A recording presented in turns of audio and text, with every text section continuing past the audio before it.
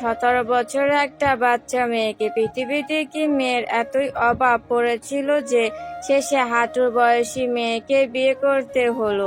বড়া বিয়ের আসরে কথাগুলো ভেসে আসতেই উজানের চোয়াল শক্ত হয়ে উঠল। কটমট দৃষ্টিতে তাকালো সামনে দাঁড়িয়ে থাকা বড় ভাই আরিয়ান চৌধুরীর দিকে।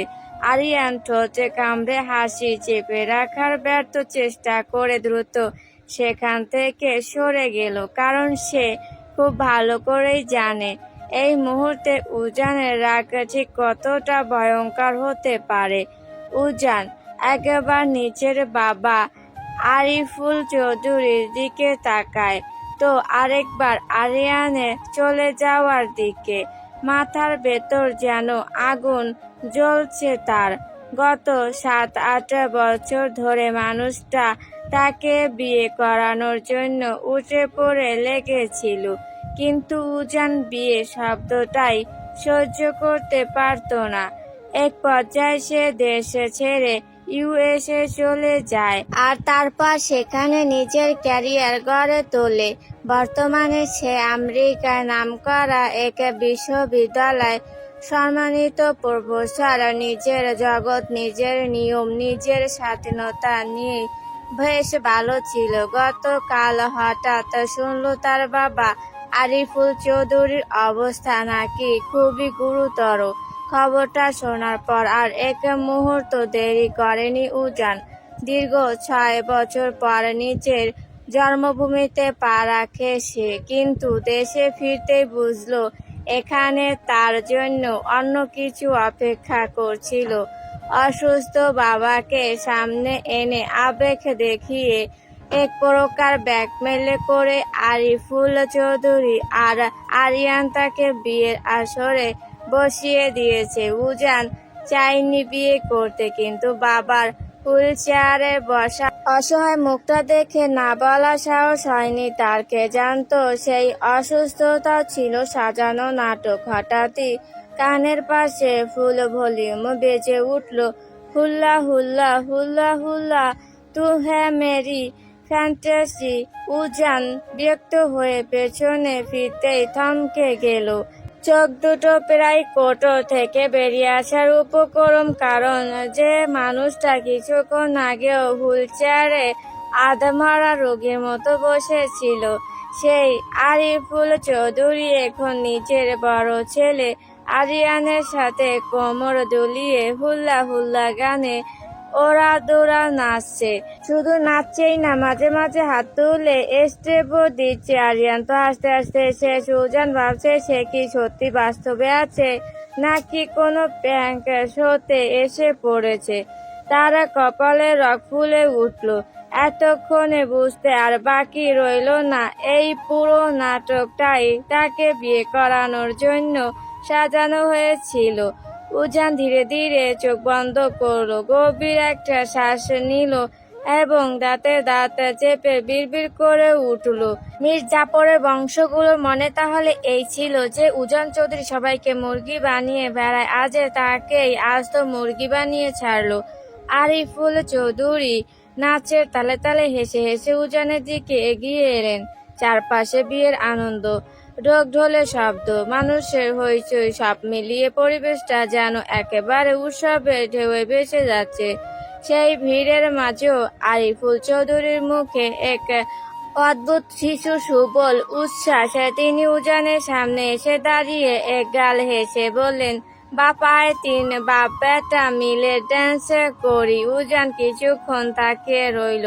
সে ভুরু যুগল কুঁচকে তাকায়, লাইক সিরিয়াসলি ড্যাড, তুমি আদৌ আমার বাপ তো? এই কথায় আশেপাশের কয়েকজন হালকা হেসে উঠল।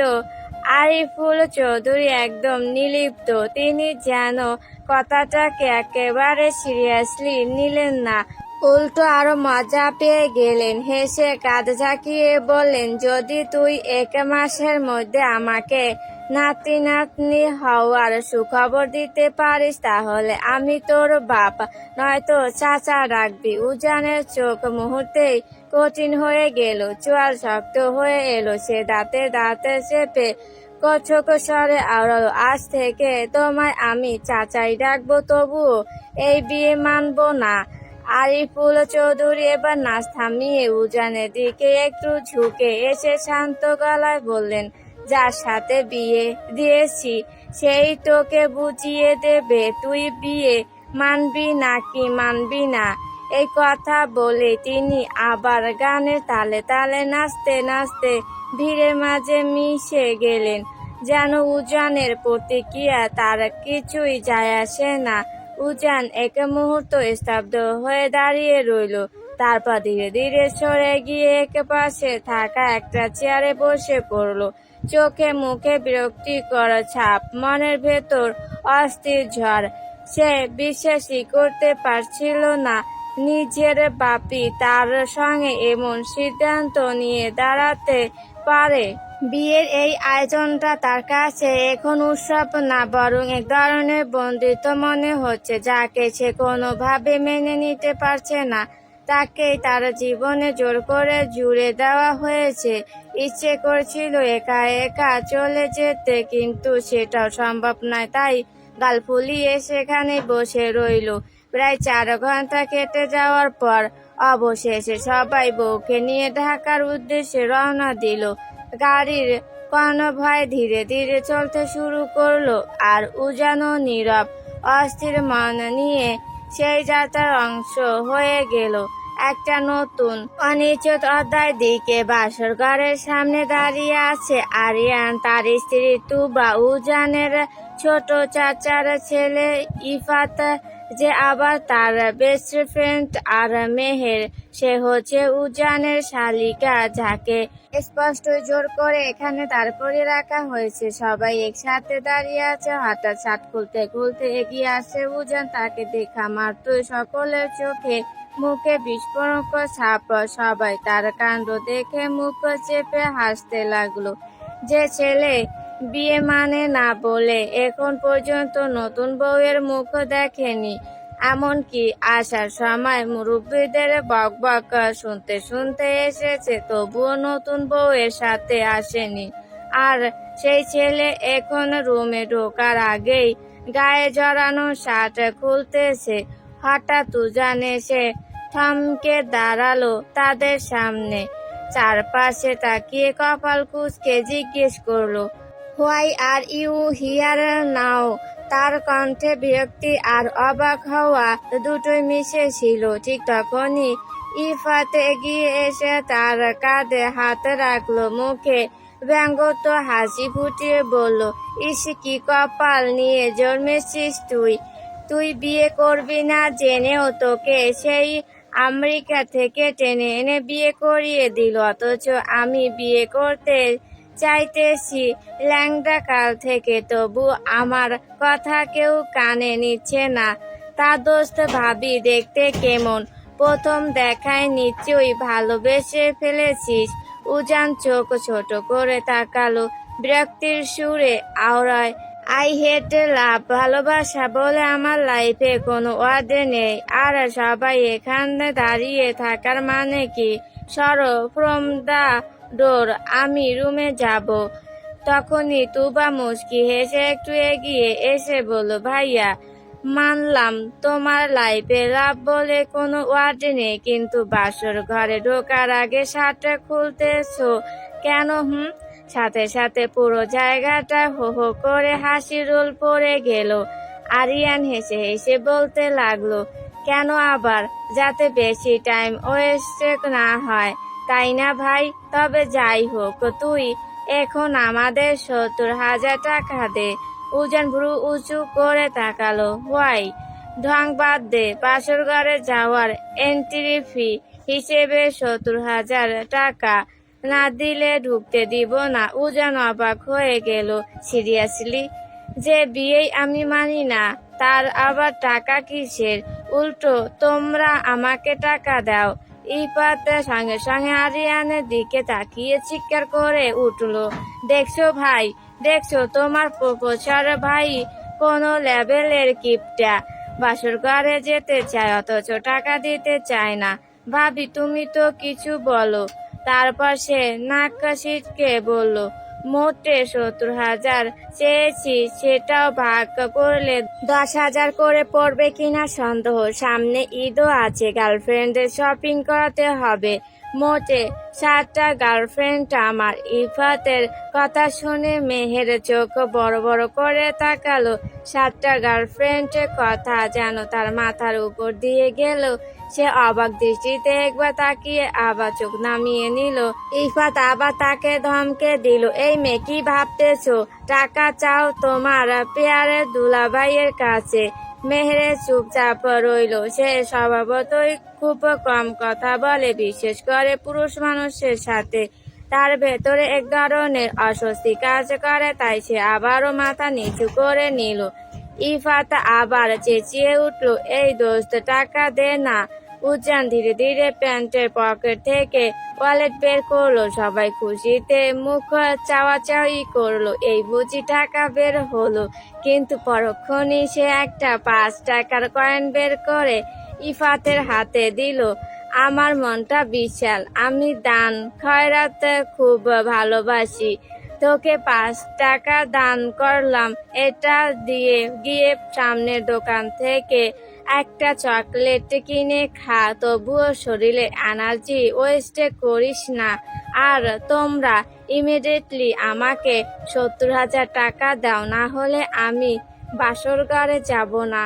ইফাত থমকে গেল। কি বললি তুই? উজান এক পলক ইফাতের দিকে তাকিয়ে আবার আরিয়ানের দিকে তাকালো। ভাই টাকা দাও না, না হলে আমি ছাদে চলে যাব। আরিয়ান সঙ্গে সঙ্গে কাঁদতে কাঁদতে প্রায় মেঝেতে বসে পড়লো। পরিস্থিতি হাতের বাইরে যাচ্ছে দেখে তার মাথা ঘুরে যাওয়ার মতো অবস্থা। ভাই এসব তুই কি বলছিস? বাসর করবি তুই?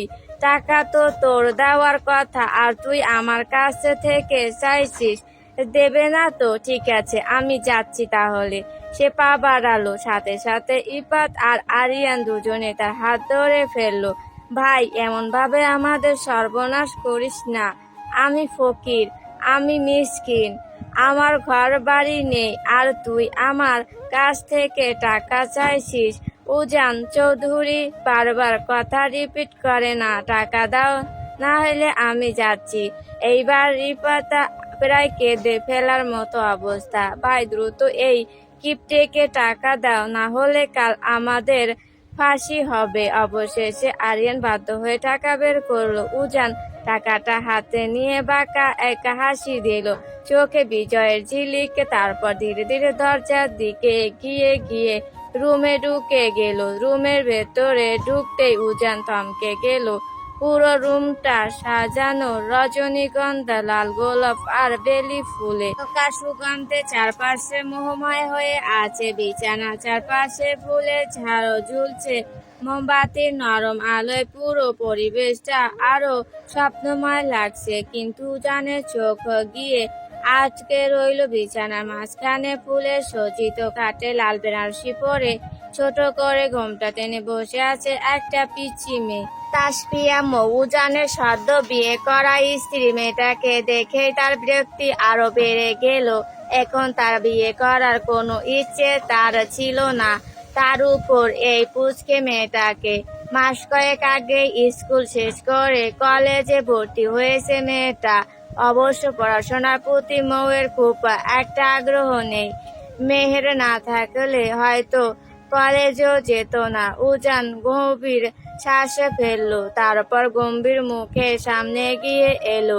হঠাৎ পুরুষ কণ্ঠে শব্দে মৌ কেঁপে উঠল। ঠিক তখনই উজান বজ্র কণ্ঠে প্রতিধ্বনি করে, এই পুচকে মেয়ে, বয়স তো এখনো 18-র নিচে, তাহলে কোন দুঃখে নাচতে নাচতে বিয়ে করে বসলে শুনি? আর শোনো, তোমাকে উজান চৌধুরী নিজের ওয়াইফ হিসেবে মানে না। সো আমার থেকে দূরত্ব বজায় রেখে চলবে। আর এটা আমার রুম। একটা জিনিসও যদি এদিক সেদিক হয় তাহলে কিন্তু মেরে তক্তা বানিয়ে ফেলবো। Mind it. মৌয়ের ভেতরে সঙ্গে সঙ্গে আগুন জ্বলে উঠলো। ইচ্ছে করছিল এখনই ঘুমটা ফেলে উঠে দু কথা শুনিয়ে দেয়, কিন্তু আজ বাসর রাত বলে দাদি চাচিরা হাজারবার বুঝিয়ে প্রথম দিনে শান্ত থাকতে হয়, তাই অনেক কষ্টে নিজেকে কন্ট্রোল করলো সে। তবে উজান চৌধুরী নামটা শুনে তার কেমন যেন চেনা চেনা লাগলো, মনে হচ্ছে কোথাও শুনেছে, কিন্তু এই মুহূর্তে কিছুতেই মনে করতে পারছে না। ঠিক তখনই দরজার কাছে শব্দ হলো। উজান ক্যাবিনেট থেকে একটা বালিশ বের করে হাতে নিল, তারপর দরজার দিকে হাঁটতে হাঁটতে বলে উঠলো, পুচকে মেয়ের মতোই থাকবে, কখনো বউয়ের অধিকার ফলাতে আসবে না, কারণ আমি তোমাকে বউ হিসেবে মানি না, আর না এই বিয়েটাকে। কথাটা বলেই গটগট করে রুম থেকে বেরিয়ে গেল সে। দরজা বন্ধ হওয়ার শব্দ হতে মৌ এক টানে ঘুমটা ফেলে দিল, তারপর বিছানা থেকে দপ করে নেমে কোমরে হাত রেখে ফুঁসতে লাগলো, আমি যেন বিয়ে মানার জন্য বসে আছি। বুড়া বয়সে এত সুন্দর কিউট একটা বউ পেয়ে নিজেকে গর্ভবতী